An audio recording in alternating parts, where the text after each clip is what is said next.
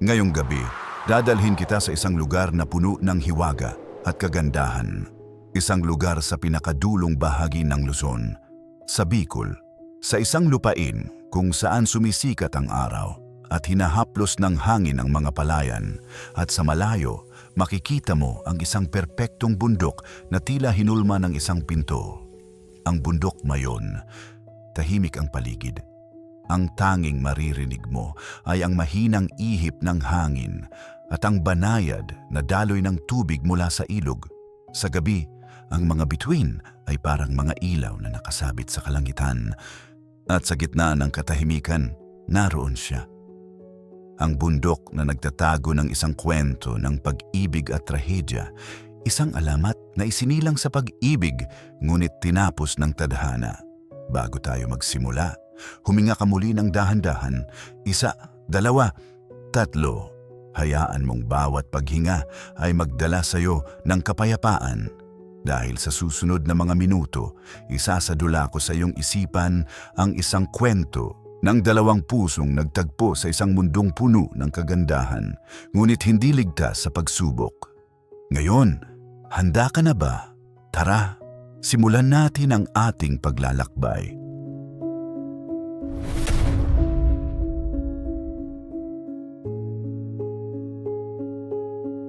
Noong unang panahon, bago pa man dumating ang mga dayuhan sa ating bansa, may isang bayang napapalibutan ng malalawak na kabundukan at dagat. Ang bayang ito ay kilala bilang Ibalon. Ngayon ay tinatawag na Albay. Isa itong paraiso ng kalikasan. May matatayog na punong kahoy, malinaw na mga ilog, at masaganang lupang nagbibigay buhay sa mga tao. Tuwing umaga, sumisikat ang araw na parang gintong ilaw na bumabalot sa kabuuan ng lambak. Ang mga palayan ay kumikislap sa hamog, at ang mga ibon ay masayang umaawit sa mga sanga ng puno. Sa paligid, makikita ang mga bahay na yari sa kawayan at pawid, nakatayo sa gitna ng mga taniman ng niyog at saging. Tahimik ang pamumuhay ng mga tao, simple ngunit masaya. Sa bayang ito naninirahan ang mga sinaunang Pilipino na may sariling kultura at paniniwala. Naniniwala sila sa mga anito at diwata na nananahan sa kagubatan at kabundukan. Sa bawat pag-ihip ng hangin at pagdaloy ng ilog, iniisip nila na may mga nilalang na nagbabantay sa kanila. Dahil dito, lubos nilang iginagalang ang kalikasan. Ngunit higit pa sa kagandahan ng lugar, may isang bagay na nagbibigay ng kakaibang aliw sa bayan ng Ibalon, ang isang dalagang kasing ganda ng pagsikat ng araw. Ang kanyang pangalan ay Daragang Magayon. Ngunit bago natin siya lubos na makilala, alamin muna natin ang kanyang paligid, ang tahanang humubog sa kanya bilang pinakamagandang babae sa buong Kabikulan. Sa gitna ng Ibalon, may isang malaking ilog na nagsisilbing buhay ng komunidad. Doon sila kumukuha ng tubig, doon sila naliligo, at doon din sila naglalaba. Ang ilog na ito ay napapaligiran ng mga punong kahoy na nagbibigay lilim sa mga tao. Malapit dito ang mga palayan, kung saan araw-araw ay makikita ang mga magsasaka na nagtatanim at nag-aani ng palay. Ang kanilang pamumuhay ay simple. Ang mga lalaki ay nangingisda sa dagat o nangangaso sa kagubatan, samantalang ang mga babae naman ay nag-aalaga ng mga bata, nagluluto, at gumagawa ng mga kagamitang yari sa kawayan at ratan. Walang sino man ang nagmamadali, at bawat isa ay namumuhay ng naaayon sa takbo ng kalikasan. Sa tuktok ng isang mataas na burol ay nakatayo ang malaking bahay ng Datu. Si Datu Makusog, ang pinuno ng bayan. Siya ang ama ni Magayon at siya rin ang tagapag-ingat ng kapayapaan sa kanilang lugar. Kilala siya sa kanyang husay sa pakikidigma at sa kanyang katalinuhan sa pamamahala. Dahil dito, iginagalang siya ng kanyang mga tauhan at sinisiguro niyang ligtas at masagana ang kanyang nasasakupan. Ngunit sa kabila ng lahat ng ito, may isang bagay na higit na pinag-uusapan ng mga tao, ang kagandahan ng kanyang anak. Si Magayon ang pinakamamahal na yaman ng kanilang bayan. Bata pa lamang siya ay labis na siyang hinahangaan ng lahat. Habang lumalaki, natutunan ni Magayon ang lahat ng gawaing bahay, ngunit higit pa roon, natutunan din niyang mahalin ang kalikasan. Mahilig siyang maglakad sa tabi ng ilog, mag-alaga ng mga bulaklak, at tumulong sa mga kababaihang may gawain. Hindi siya lumaking palalo o mapagmataas, bagkus siya ay naging mapagkumbaba at mabait. Sa mga oras na walang gawain, umaakyat siya sa isang mataas na burol upang pagmasdan ang dagat at ang malawak na kalangitan. Doon siya madalas managinip, humiling at mangarap ng buhay na pununo ng pag-ibig at kapayapaan. Ngunit sa katahimikan ng kanyang paligid, may paparating na pagbabago, isang paglalakbay na hindi niya inaasahan, isang paglalakbay na magdadala ng pag-ibig. Ngunit kaakibat nito ay trahedya. Sa mga susunod na araw, isang estrangherong darating mula sa malayong lugar. Isang binatang hindi lamang magpapagalaw sa kanyang puso kundi magbibigay ng kulay sa kanyang kapalaran. Ngunit bago mangyari iyon, mananatiling payapa muna ang kanyang mundo. Hanggang sa dumating ang araw na magbabago sa lahat. Sa bayang Ibalon, may isang pangalang lagi na lamang binabanggit ng mga tao. Isang pangalan na kasing lambing ng simoy ng hangin at kasing ganda ng sikat ng araw. Siya si Daragang Magayon, ang pinakamagandang dalaga sa buong Kabikulan. Magayon ang kanyang pangalan, at tunay ngang maganda siya hindi lamang sa panlabas na anyo, kundi pati sa kanyang puso. Mula pagkabata, siya ay inalagaan ng buong pagmamahal ng kanyang ama na si Datu Makusog, ang pinuno ng kanilang bayan. Dahil sa kanilang mataas na katayuan sa lipunan, maayos at maginhawa ang kanyang buhay, ngunit hindi kailanman ito naging dahilan upang siya ay maging palalo. Sa halip siya'y lumaking mapagkumbaba, marunong rumespeto at laging handang tumulong sa kapwa. Si Magayon ay may buhok na mahaba at kasing itim ng gabing walang buwan. Ang kanyang mga mata ay kumikislap na parang mga bituin sa kalangitan, at ang kanyang balat ay kasing kinis ng dahon ng saging pagkatapos mahugasan ng ulan. Kapag siya'y naglalakad sa tabing ilog, tila ba humihinto ang oras? Lahat ng mga lalaki ay napapalingon, at ang mga ibon ay tila mas masayang umaawit. Hindi lamang kagandahan ang taglay ni Magayon, siya rin ay maalam sa mga gawaing bahay, marunong magluto at masipag sa pagtulong sa kanyang ama sa ilang gawaing pangkomunidad.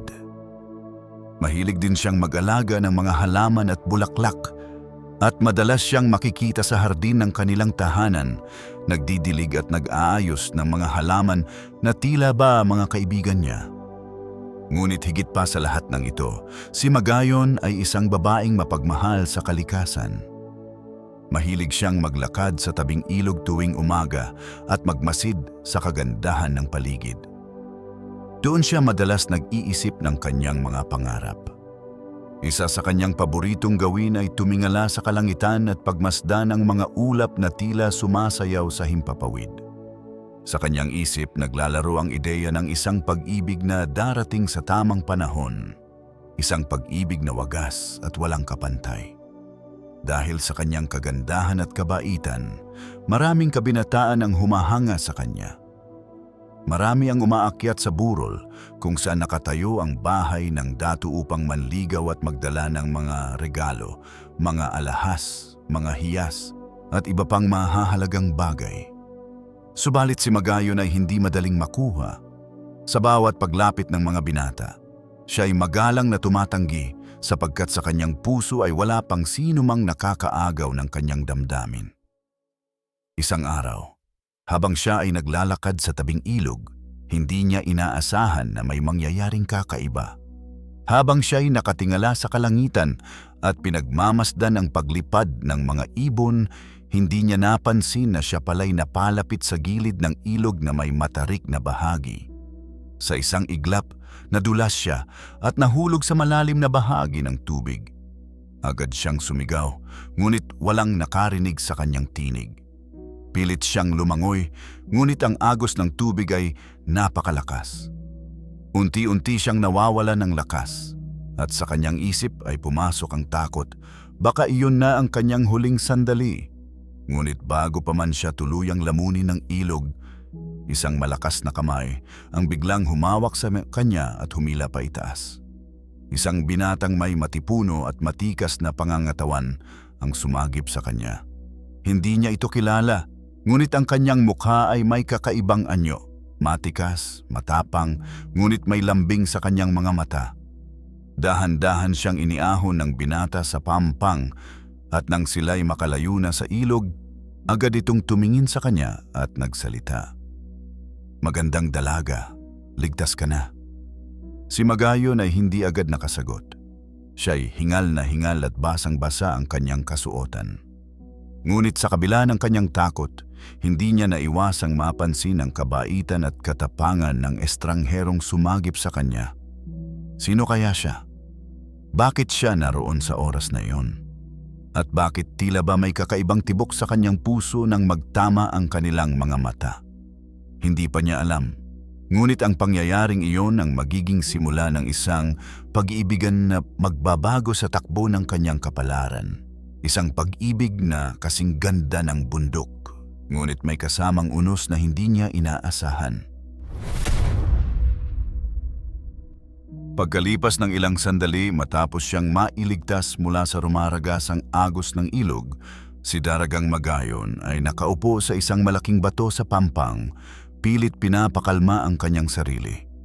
Ang malamig na tubig ay patuloy na dumadaloy mula sa kanyang buhok pababa sa kanyang damit.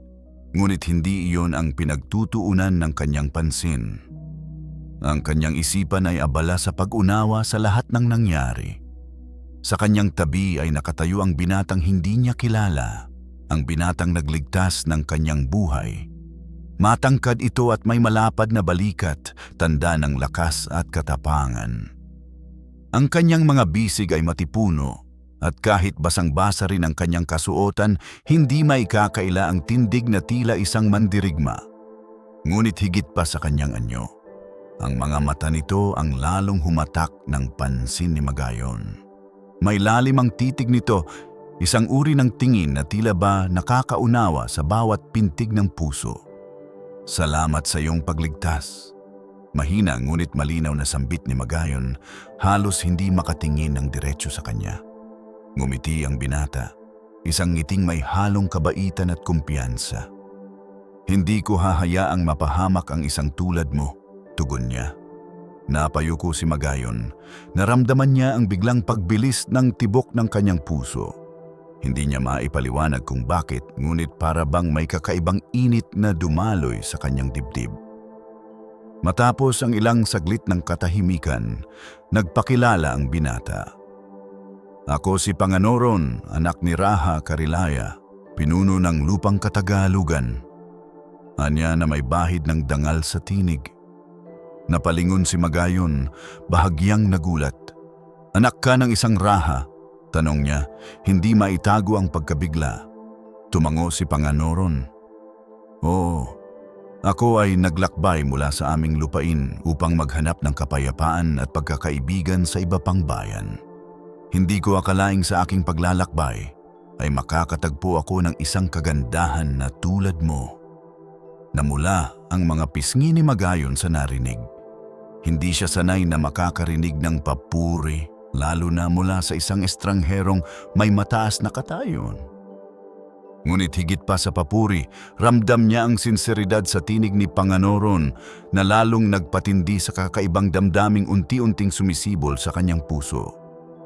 Sa sumunod na mga araw, madalas nang magtagpo sina Magayon at Panganoron. Sa unay nagkakasalubong lamang sila sa tabing ilog, ngunit kalaunan ay nagiging mas mahaba ang kanilang pag-uusap.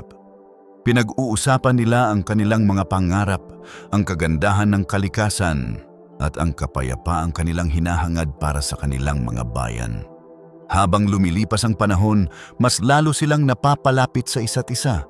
Unti-unting nahuhulog ang loob ni Magayon sa binatang may matatag na pananampalataya sa dangal at katarungan. Sa tuwing kasama niya si Panganoron, Nakakaramdam siya ng kapanatagan na para bang ligtas siya sa anumang panganib.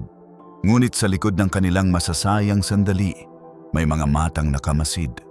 Ang kanilang pag-iibigan ay hindi lihim sa lahat. May mga taong naiinggit at may mga pusong nasasaktan. Isa na rito si Pagtuga, isang makapangyarihang mandirigma at pinuno ng karatig na bayan. Matagal nang humahanga si Pagtuga kay Daragang Magayon.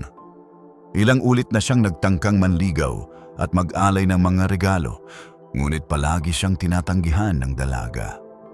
Ang kanyang damdamin ay nauwi sa matinding galit at pagkasuklam, lalo na nang mabalitaan niyang si Magayon ay madalas na nakikita kasama ng isang estranghero, si Panganoron.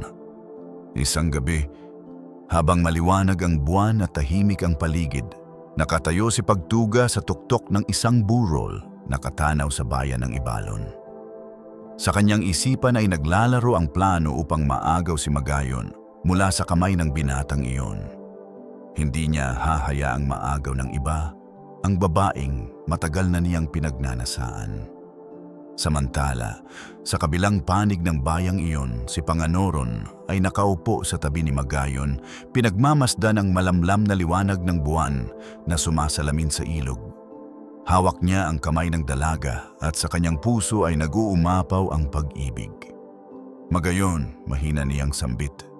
Kung pahihintulutan mo, nais kong ipaglaban ang ating pagmamahalan. Balang araw, ako'y babalik sa aking lupain at nais kong ikaw ay aking maging kabiyak. Hindi agad nakasagot si Magayon. Sa kanyang dibdib ay may halong tuwa at takot. Mahal niya si Panganoron, ngunit batid niyang hindi magiging madali ang lahat. Maraming hadlang at kabilang narito ang posibleng pagtutol ng kanyang ama at ang panganib na dala ng mga taong naiinggit sa kanilang pagmamahalan. Ngunit sa kabila ng lahat, pinili niyang ngumiti at ibulong ang mga salitang magpapabago sa kanilang kapalaran. Panganoron, handa akong mahalin ka, anuman ang kahinatnan. At doon, sa ilalim ng malamlam na liwanag ng buwan, sa tabi ng ilog kung saan sila unang nagtagpo, ipinangako nilang ipaglalaban ang kanilang pag-ibig. Isang pangakong kasing tatag ng bundok, ngunit may kalakip na panganib na hindi nila inaasahan. Habang patuloy na namumuo ang pagmamahalan nina Daragang Magayon at Panganoron, unti-unti ring kumukulo ang galit at paninibugho ni Pagtuga. Sa bawat araw na lumilipas, sa bawat pagkakataon na nakikita niya ang dalaga na masaya sa piling ng estrangherong iyon, lalo siyang napupuno ng puot. Si Pagtuga ay hindi basta-basta lamang na mandirigma. Siya ay kilala sa buong Kabikulan bilang isang makapangyarihang pinuno na hindi natitinag sa anumang laban. Ang kanyang tapang at kakayahan sa digmaan ay nagbigay sa kanya ng takot at respeto mula sa maraming tao. Ngunit sa likod ng kanyang matigas na panlabas na anyo, may isang kahinaan, ang kanyang walang kapantay na pag-ibig kay Magayon. Matagal na niyang pinag-isipan kung paano makukuha ang loob ng dalaga. Nag-alay siya ng ginto, pilak, at mahahalagang hiyas. Naghandog siya ng mga bihirang huli mula sa dagat at mga hayop mula sa kagubatan. Ngunit kahit anong gawin niya, nananatiling malamig ang tugon ni Magayon. Sa bawat paglapit niya, palagi siyang magalang na tinatanggihan, dahilan upang lalo siyang masaktan at magngit-ngit. Ngunit nang dumating si Panganoron, tila isang apoy ang sumiklab sa kanyang dibdib. Isang estranghero lamang, ngunit nagawa nitong makuha ang atensyon at puso ng babaeng matagal na niyang minamahal. Hindi niya matanggap ang kahihiyang ito. Para kay Pagtuga, ang pag-ibig ni Magayon ay isang bagay na siya lamang ang dapat magmay-ari at handa siyang gumawa ng kahit ano upang makamtan ito kahit umabot pa ito sa dugo at kamatayan. Isang gabi, habang nakaupo sa loob ng kanyang palasyo, nakatitig si Pagtuga sa isang gintong kalasag na nakasabit sa dingding. Ang ilaw ng sulo ay kumikislap sa makintab na ibabaw nito. At sa bawat kislap, parang sumasalamin ang kanyang galit. Sa kanyang tabi ay naroon ang ilan sa kanyang mga tapat na mandirigma. Hindi ko hahayaang maagaw ng sinumang estranghero ang babaeng matagal ko nang minamahal. Mariin niyang sambit. Halos nagngangalit ang kanyang mga ngipin. Isa sa kanyang mga tauhan ang maingat na nagsalita. Ano ang nais mong gawin, mahal na pinuno? Tahimik na bumaling si Pagtuga. Ang kanyang mga matay tila nagliliyab. Kung hindi niya ako pipiliin sa paraang marangal, pipilitin ko siyang pumili sa paraang ako lamang ang kanyang magiging tanging pag-asa. Nag-usap sila ng mahabang oras, nagbalak ng isang mapanganib na plano. Isang planong magbibigay kay Pagtuga ng bentahe laban kay Panganoron. Samantala, si Magayon ay walang kamalay-malay sa panganib na unti-unting lumalapit. Sa mga sumunod na araw, patuloy siyang nagkikita kay Panganoron, maligaya at puno ng pag-asa para sa kanilang pag-ibig. Ngunit isang umaga, habang naglalakad siya sa pampang ng ilog upang hintayin ang binata, isang hindi inaasahang pangyayari ang naganap. Mula sa kakahuyan, biglang lumitaw ang ilang malalaking mandirigma, suot ang baluti ng bayan ni Pagtuga. Bago pa man siya makatakbo, mabilis siyang napalibutan at hinuli. Nagpumiglas siya, sumigaw ng tulong, ngunit walang nakarinig. Sa isang iglap, siya ay dinakip at dinala sa kuta ni Pagtuga. Pagdating doon, sinalubong siya ni Pagtuga na may malamig na ngiti sa labi. Daragang Magayon, malalim ang tinig na wika niya. Ilang ulit nakitang sinuyo ng buong galang at pagmamahal, ngunit palagi mo akong tinatanggihan. Ngayon, hindi na ako magpapakasakali. Sa akin ka na. Nanlaki ang mga mata ni Magayon, puno ng takot at galit. Walang halaga sa akin ang iyong kayamanan o kapangyarihan, Pagtuga. Hindi mo ako kailanman maaring angkinin laban sa aking kalooban. Ngunit hindi natinag si Pagtuga. Lumapit siya sa dalaga, dahan-dahan, at sa bawat hakbang niya, ramdam ni Magayon ang bigat ng panganib. Kung hindi mo ako mamahalin, sisiguraduhin kong hindi ka na makakabalik sa piling ng iyong iniibig, banta niya. Habang sinasabi niya ito, may isa sa kanyang mga mandirigma ang pumasok, dala ang isang lubid. Itinali nila si Magayon sa isang malaking haligi sa loob ng kuta. Doon, naiwan siyang umiiyak, nagdarasal na sana'y mailigtas siya ni Panganoron bago mahuli ang lahat. Ngunit paano niya malalaman ang kanyang kinaroroonan? Samantala, si Panganoron ay walang kamalay-malay sa nangyari. Dumating siya sa pampang ng ilog gaya ng nakasanayan nila, ngunit walang Magayon na sumalubong sa kanya. Naghintay siya ng ilang oras, naglakad-lakad sa paligid, at tinawag ang pangalan ng dalaga, ngunit walang sagot. Mabilis na kumabog ang kanyang dibdib. May kutob siyang may masamang nangyari. Agad siyang bumalik sa bayan ng Ibalon upang magtanong. Doon niya nalaman mula sa isang bata na nakita raw si Magayon na dinadala ng mga tauhan ni Pagtuga patungo sa hilagang bahagi ng kagubatan. Hindi na siya nag-aksaya ng oras. Mabilis niyang tinipon ang kanyang mga tauhan at naghanda ng sandata. Hindi siya papayag na maagaw ng sino man ang babaeng kanyang pinakamamahal. Sa kanyang puso, may nag-aalab na galit at determinasyon. Alam niyang ito na ang laban na magtatakda ng kanilang kapalaran. At habang papalapit si Panganoron at ang kanyang hukbo sa kuta ni Pagtuga, si Magayon naman ay nag-iisa sa kadiliman, pinipigilang sumuko sa takot. Alam niyang darating ang binata para iligtas siya, ngunit may tanong na bumabagabag sa kanyang isipan. Hanggang saan aabot ang dugong dadanak para lamang sa pag-ibig na ito? Mabilis ang galaw ni Panganoron nang malaman ang nangyari kay Magayon. Ang kanyang puso ay naglalagablab, hindi dahil lamang sa pag-ibig kundi sa matinding galit sa kalapastangan ng ginawa ni Pagtuga. Habang sakay siya ng kanyang bangka kasama ang kanyang matatapang na mandirigma, tinatanaw niya ang papalapit na pampang kung saan naroon ang kuta ng kaaway. Ang dagat ay tila sumasalamin sa kanyang damdamin, maalon, mabangis at puno ng puwersa. Sa bawat hampas ng alon sa kanilang sasakyan, lalo siyang nagiging determinado. Hindi ako papayag na mapahamak si Magayon, bulong niya sa sarili habang mahigpit na hawak ang kanyang sibat. Pagdating nila sa pampang, agad silang bumaba at nagtungo sa kagubatan. Sa malayo, tanaw na nila ang kuta ni Pagtuga, mataas na palibot ng kahoy at matibay na nakapwesto, ngunit wala nang atrasan. Tumigil si Panganoron sandali, tumingin sa kanyang mga tauhan at nagsalita. Mga kapatid, ito ang oras ng ating katapangan. Ang laban na ito ay hindi lamang para sa akin kundi para sa dangal at kalayaan. Ang babaeng iniibig ko ay bihag ng isang lalaking hindi marunong gumalang. Hindi natin siya hahayaang manaig. Sama-sama nating ipaglaban ang tama. Sumigaw ng sabay-sabay ang kanyang mga mandirigma, hudyat ng kanilang pagkakaisa. Samantala, sa loob ng kuta, si Magayon ay nananatiling nakagapos.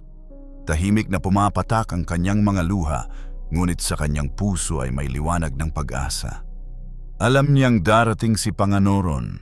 Ramdam niya ito sa bawat tibok ng kanyang puso. Ngunit kasabay ng pag-asang iyon, may takot. Takot na baka may mangyaring masama. Si Pagtuga naman ay nakaupo sa gitna ng kanyang bulwagan, nakasandal sa kanyang trono na yari sa pinakamatibay na kahoy. Nakangisi siya habang hawak ang kanyang matalim na sibat. Hindi siya makakalapit ng basta-basta, wika niya sa sarili. Kung magtatangka siya, sisiguraduhin kong ito na ang huling laban niya. At dumating nga ang oras ng paghaharap. Sa unang paglusob ng hukbo ni Panganoron, umalingaw-ngaw ang tunog ng mga tambuli at ang sigawan ng mga mandirigma. Nayanig ang paligid, nagliparan ng mga ibon sa takot. Ang mga kawal ni Pagtuga ay mabilis na humanda, dala ang kanilang mga sibat at kalasag. Isang estranghero laban sa ating pinuno, hindi siya magtatagumpay. Sigaw ng isa habang sumasalubong sa pagsalakay. Nagbanggaan ang dalawang hukbo. Ang kalangitan ay tila nagdilim dahil sa kapal ng usok at alikabok na bumalot sa lugar. Ang mga sibat ay nagliliparan. Ang mga sigaw ng galit at paghihirap ay umalingaw-ngaw. Sa gitna ng kaguluhan, si Panganoron ay walang ibang nasa isip kundi ang makalapit kay Magayon. Sa bawat hakbang niya, may humaharang, ngunit isa-isa niyang tinutumba ang mga ito gamit ang kanyang lakas at kasanayan.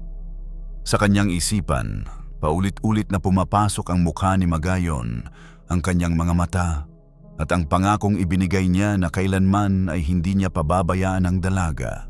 Sa loob ng kuta, narinig ni Pagtuga ang ingay ng labanan.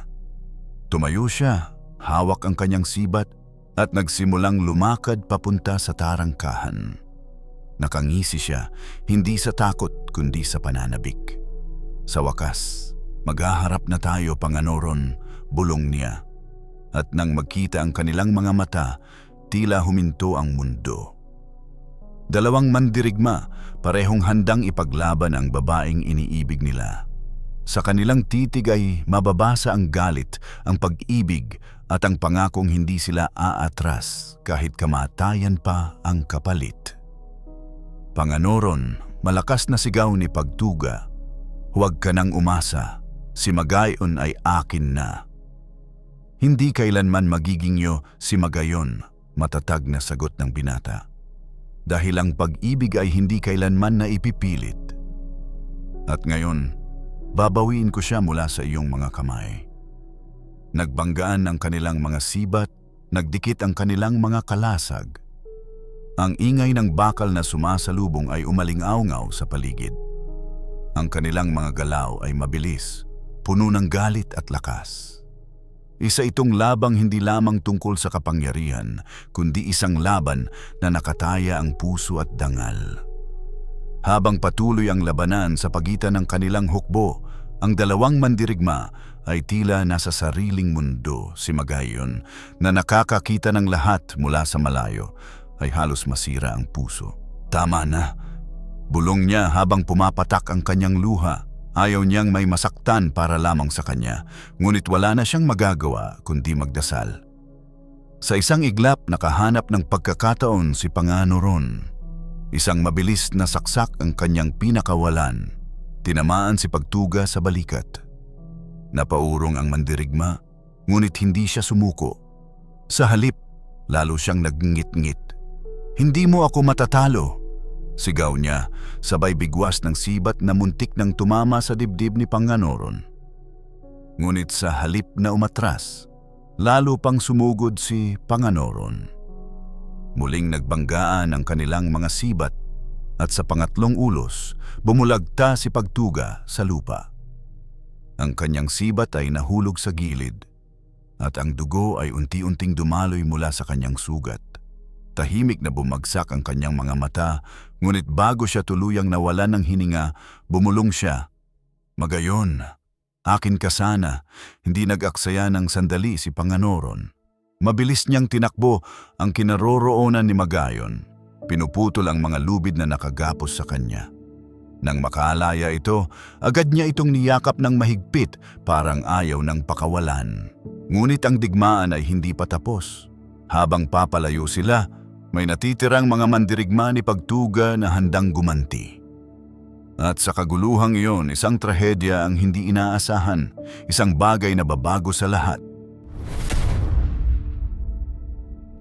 Tahimik na niyakap ni Panganoron si Magayon matapos siyang palayain mula sa pagkakagapos. Sa gitna ng kaguluhan at alingaungaw ng labanan, saglit silang nakatagpo ng kapayapaan sa isa't isa. Ang kanilang mga mata ay nagtagpo at sa sandaling iyon, tila nawala ang lahat ng ingay sa paligid. Magayon, mahina at puno ng emosyon ang boses ni Panganoron. "Walang makakapaghiwalay sa atin.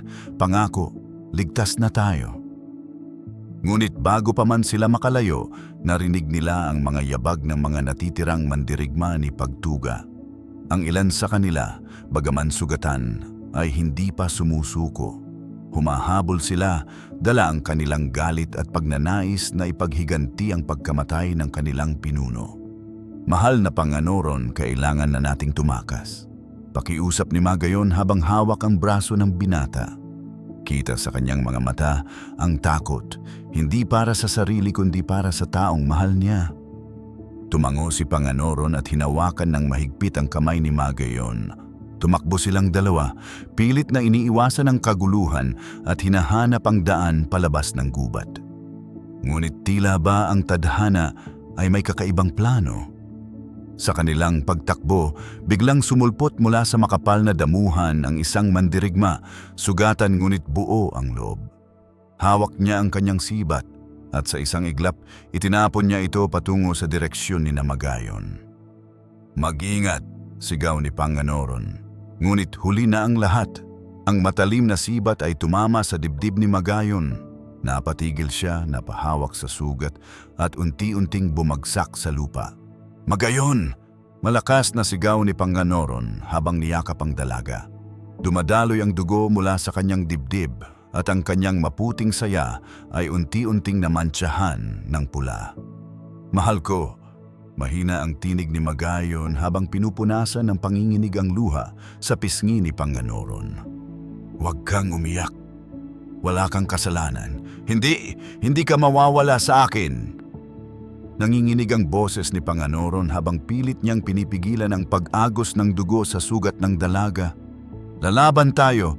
Ilalayo kita rito. Gagamutin kita." Ngunit alam nilang pareho ang katotohanan. Bawat sandaling lumilipas ay palapit ng palapit si Magayon sa wakas ng kanyang hininga. "Mahal na Panganoron." Bulong ni Magayon, halos hindi na marinig. "Salamat sa pag-ibig mo, sa pagprotekta sa akin. Kung sakaling magkita tayo muli sa kabilang buhay, mamahalin pa rin kita." At sa huling salita na iyon, pumikit si Magayon at huminto ang kanyang paghinga. Isang matinis na sigaw ang kumawala mula sa dibdib ni Panganoron, puno ng sakit at galit. Hindi na niya napigilan ang luha na dumaloy ng walang tigil. Sa kanyang mga bisig ay nakahimlay ang babaeng pinakamamahal niya at wala na siyang magawa kundi ang yakapin ito ng mahigpit, parang ayaw ng pakawalan. Ngunit hindi pa tapos ang trahedya. Sa gitna ng kanyang pagluluksa, biglang sumulpot mula sa likuran ng isa pang mandirigma, dala ang pana at palaso. Sa isang iglap, pinakawalan nito ang palaso. Direkta sa likuran ni Panganoron. Tumagos ang palaso sa kanyang katawan. Napasinghap siya ngunit hindi niya binitiwan si Magayon. Sa halip mas lalo niya itong niyakap kahit naramdam niya ang mabilis na pag-agos ng dugo mula sa kanyang sugat. Magayon, mahina niyang sambit. Darating ako sa iyo sa kabilang buhay. At sa huling hininga, bumagsak si Panganoron sa ibabaw ng katawan ni Magayon. Magkahawak ang kanilang kamay, magkasamang nakahimlay sa lupa na tila ba ayaw maghiwalay kahit kamatayan na ang humadlang. Nang makita ito ng mga natitirang mandirigma, natahimik ang paligid. Wala nang ingay ng labanan, wala nang sigawan, tanging ang hangin na humahaplos sa kanilang mga katawan ang maririnig. Sa harap ng lahat, ang pag-ibig ni Magayon at Panganoron ay nagtapos sa pinakamalupit na paraan, ngunit ito rin ang nagselyo ng kanilang walang hanggang pagsasama. Kinabukasan dumating ang mga kababayan ni Magayon at Panganoron. Natagpuan nila ang magkasintahan. Mahigpit na magkahawak ang kamay na para bang kahit kamatayan ay hindi sila kayang paghiwalayin. Inilibing sila ng magkasama. At sa paglipas ng panahon, sa lugar kung saan sila nakahimlay, unti-unting umusbong ang isang bundok. Isang bundok na kasing ganda ng dalagang nagngangalang Magayon, ngunit sa ilalim nito ay nananatiling nakabaon ang kasaysayan ng pag-ibig at trahedya. Tinawag itong Bundok Mayon bilang alaala sa pinakamagandang alamat ng pag-ibig na nasaksihan ng lupain ng Bicol.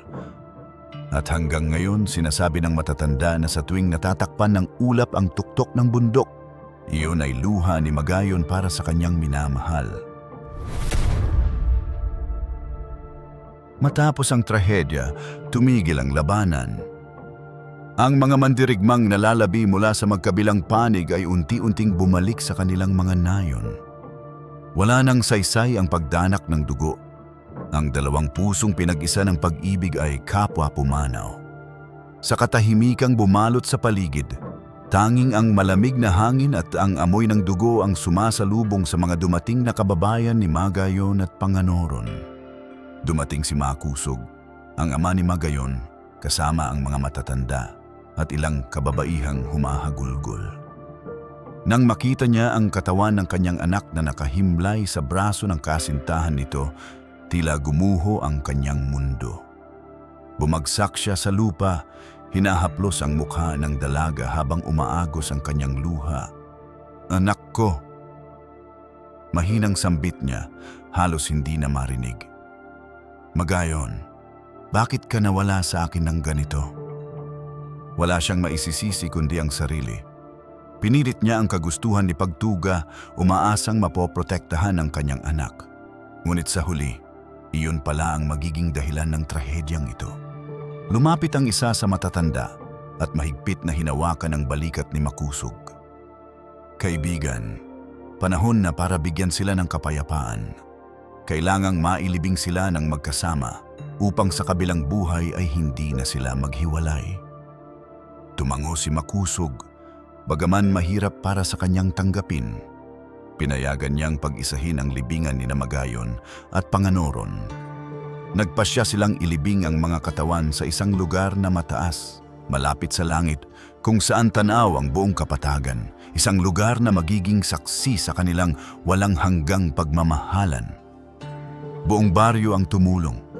Ang mga kababaihan ay naghanda ng mga bulaklak at ang mga kalalakihan ay naghukay ng malalim na libingan. Habang ginagawa nila ito, maririnig ang mga hagulgol ng mga kaibigan at kamag-anak na nawalan ng minamahal. Lahat ay nagdadalamhati, hindi lamang dahil sa pagkamatay ng isang dalaga at binata, kundi dahil sa pagkasira ng kapayapaan sa kanilang lupain. Dinala nila ang mga katawan ni Magayon at Panganoron. Pareho silang binihisan ng puting kasuotan. tanda ng kalinisan at kadalisayan ng kanilang pag-ibig. Inilagay si Magayon sa isang banig na gawa sa pinakapinong tikog, habang si Panganoron naman ay binigyan ng sandata bilang tanda ng kanyang katapangan. Magkasama kayong ipinanganak sa magkaibang mundo, wika ng matandang babaylan na namumuno sa ritual. Ngunit sa kamatayan, kayo'y muling pinagbuklod ng tadhana. Sa lugar na ito kayo'y mamamahinga hanggang sa muling pagkikita sa kabilang buhay.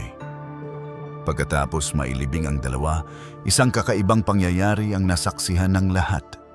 Habang binabagtas nila pauwi, unti-unting bumigat ang hangin at tila may kakaibang enerhiya sa paligid. Dumilim ang kalangitan kahit dapit hapon pa lamang. Ang malalakas na hangin ay biglang umihip at mula sa lupa kung saan inilibing ang magkasintahan, nagsimulang lumitaw ang usok at singaw. Anong nangyayari? Sigaw ng isa sa mga tao habang nagtatakbuhan ang ilan. Ngunit pinigilan sila ng babaylan. "Huwag kayong matakot," wika niya habang itinaas ang kanyang kamay. "Ito ay tanda mula sa mga diwata. Hindi nila hinahayaan na mawala ang kanilang alaala. Isang bagay ang isisilang dito, isang bagay na mananatili magpakailanman." Patuloy ang pag-angat ng lupa. Ang dating patag na lupain ay unti-unting bumubukol, lumalaki at nagiging isang mataas na anyo. Ang init mula sa ilalim ay nagbuga ng singaw at ang lupa ay kumikilos na tila may buhay. Ang mga tao ay namangha, hindi makapaniwala sa kanilang nakikita. Paglipas ng mga araw, ang bukol na iyon ay naging isang bundok, mataas, matayog at perpekto ang hugis. Ito ang naging libingan ni Magayon at Panganoron at tinawag nila itong Bundok Mayon, hango sa pangalan ng dalagang pinakamaganda sa kanilang bayan. Mula noon, naging sagrado ang bundok.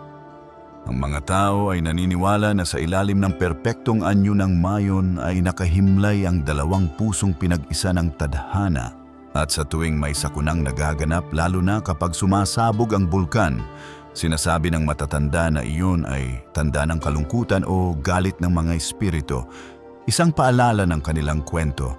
May mga nagsasabing sa mga gabing maliwanag ang buwan, kapag ang ulap ay bumabalot sa tuktok ng bundok, makikita ang hugis ng isang babaeng nakatingala sa kalangitan. Siya raw si Magayon, nag-aantay sa kanyang minamahal. At ang mga ulap na dumadaloy sa paligid ay luha niya para kay Panganoron. Minsan naman may naririnig daw na mahihinang pag-iyak mula sa bundok tuwing gabi, lalo na kapag may paparating na pagsabog. Naniniwala ang mga matatanda na ito ay hudyat ng kalungkutan, sapagkat kahit sa kabilang buhay, hindi pa rin sila payapang magkasama.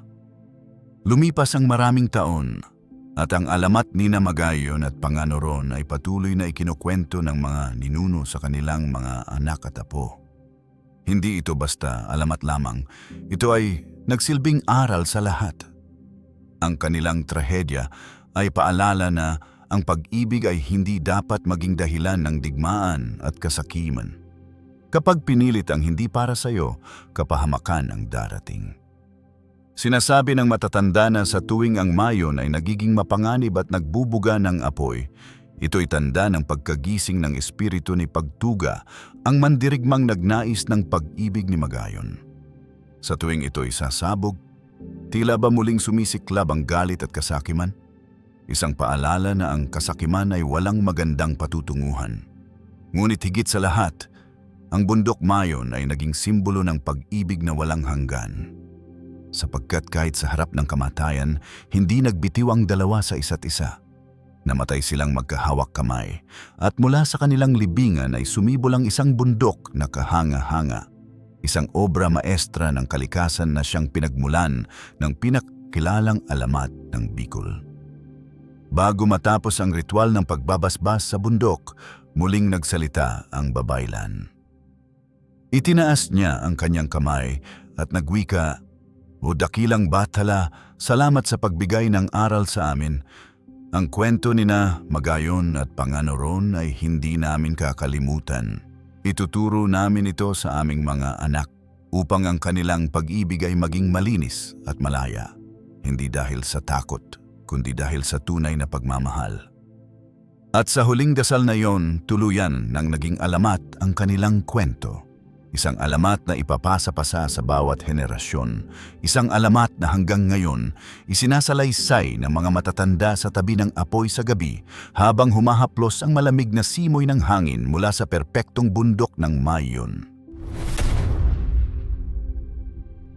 Lumipas ang mga taon, ngunit hindi kailanman nalimot ng mga tao ang kwento ni Magayon at Panganoron. Ang bundok na bumangon mula sa kanilang libingan ay naging simbolo ng pag-ibig na wagas at tapat. Pag-ibig na handang magsakripisyo hanggang sa huling hininga. Sa pagdaan ng panahon, naging sagrado ang lupang iyon para sa mga taga-Bicol. Doon sila nag-aalay ng bulaklak at panalangin.